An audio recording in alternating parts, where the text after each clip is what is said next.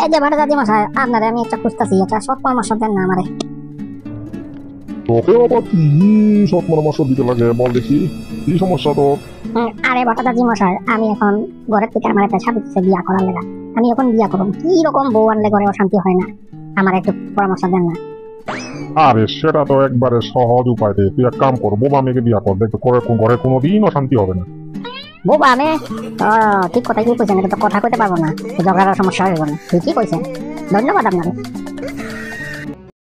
এই যে বাবাধন, তোমার খবর কি? পরীক্ষার রেজাল্ট কি হইলো তোমার? বাবা বাবা জানো, ওই যে উকিলের ছেলেটা ফেল করছে। তাতে কি হলো? তোমার রেজাল্ট কি? আর যে হেডমাস্টারের ছেলেটাও ফেল করছে। তাতে কি হলো আমার? তোমার রেজাল্ট কি? ওই ডাক্তারের ছেলেটাও ফেল করছে। মানে কি? তোমার রেজাল্টের কথা আমি বলছি বাবাধন। আরে তুমি আবার কোনটা সাহায্য হয়ে গেলা? ডাক্তারের ছেলে ফেল করছে, উকিলের ছেলে ফেল করছে, হেডমাস্টারের ছেলে ফেল করছে, আর আমি কি আর পাস করুন? তো আমি তো আর ফেলই করুন। কি বললি ফেল করছস? ঘর থেকে বাইরে যা এখন, আর তোরা ঘরে ঢুকতে দিবি না, যা।